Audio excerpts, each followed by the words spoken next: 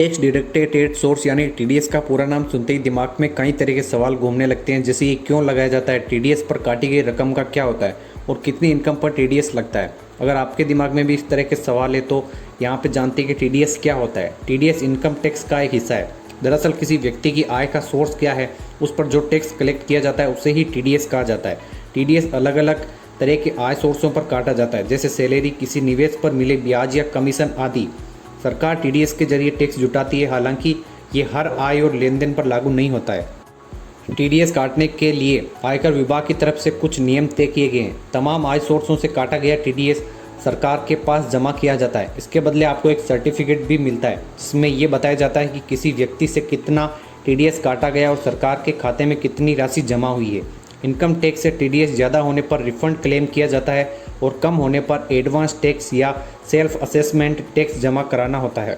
सरकार सीधे तौर पर टीडीएस नहीं काटती है। टीडीएस सरकार के खाते में जमा करने की जिम्मेदारी पेमेंट करने वाली व्यक्ति या फिर उस संस्था की होती है जो भुगतान कर रहा है। टीडीएस काटने वालों को डिडक्टर कहा जाता है, वहीं जिसे टैक्स काट के पेमेंट मिलती है उसे डिडक्टी कहते हैं।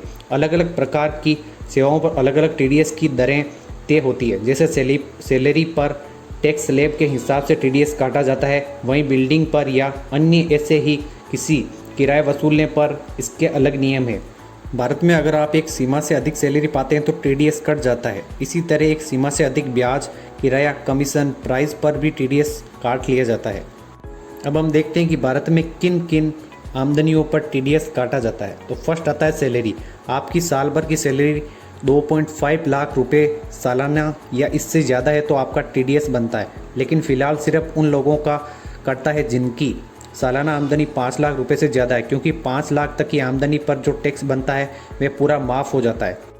नंबर सेकंड आता है इंटरेस्ट। बैंक में जमा पैसों पर अगर आपको साल भर में 40,000 रुपये से ज़्यादा इंटरेस्ट मिल रहा है तो अतिरिक्त इंटरेस्ट पर बैंक 10% टीडीएस काट सकता है। इसी तरह 60 साल से अधिक उम्र वाले नागरिकों के 50,000 रुपये से ज़्यादा इंटरेस्ट पर टीडीएस काटा जाता है, लेकिन यहाँ फॉर्म ए 15G या 15H जमा करा के टीडीएस में कटौती से बचा जा सकता है।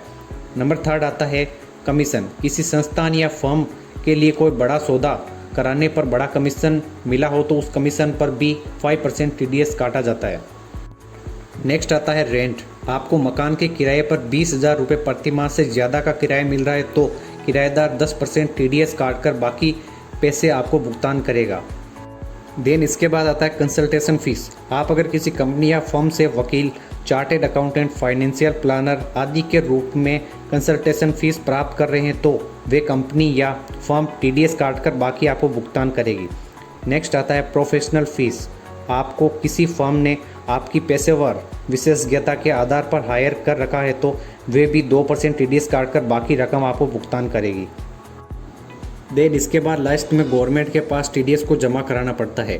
सैलरी, इंटरेस्ट, रेंट या किसी भी अन्य तरह की आमदनी पर जो टीडीएस काटा जाता है उसे सरकार के पास जमा कर दिया जाता है। आपको इसका सर्टिफिकेट फॉर्म 16 या 16A भी दिया जाता है। आप अपने पेन नंबर की मदद से इनकम टैक्स की वेबसाइट पर लॉगिन करके इसका रिकॉर्ड चेक कर सकते हैं। आपके अकाउंट में मौजूद फॉर्म 26S में इसके पूरे डिटेल्स दर्ज होते हैं। आपका कब कितना टीडीएस कटा है, किसने काटा है और किस तरह की आमदनी पर कटा है, इन सब के विवरण आपके फॉर्म 26A में मौजूद होते हैं। अब हम आगे देखते हैं कि इसमें किसको क्या बेनिफिट होता है। गवर्नमेंट को बेनिफिट। उच्च आमदनी वाले लोगों से सरकार को टैक्स उनकी आमदनी के साथ साथ ही मिल जाता है। इससे एक तो आगे चलकर टैक्स चोरी की गुंजाइश खत्म हो जाती है। दूसरी सुविधा ये होती है कि गवर्नमेंट चलाने के लिए धन की प्राप्ति फाइनेंशियल ईयर के दौरान ही प्राप्त हो जाती है। सेकंड आता है लोगों को क्या सहूलियत होती है। टैक्स पेयर्स को साल के अंत में एक साथ एक बड़ी रकम टैक्स के रूप में चुकाने का दबाव नहीं पड़ता। हर महीने उनकी सैलरी से टैक्स कट कर सरकार के पास जमा होता रहता है। अगर टीडीएस थोड़ा बहुत ज़्यादा भी कट जाता है तो उसको वापस यानी रिफंड भी ले सकते हैं। अगर आपकी कुल इनकम टैक्सेबल लिमिट से कम है और किसी कारणवश अपने नियोक्ता के पास अपने टैक्स छूट संबंधी प्रमाण नहीं दे पाए तो आपके नियोक्ता या बैंक ने पहले ही टीडीएस काट लिया है तो आप इनकम टैक्स रिटर्न में इसके रिफंड के लिए क्लेम कर सकते हैं।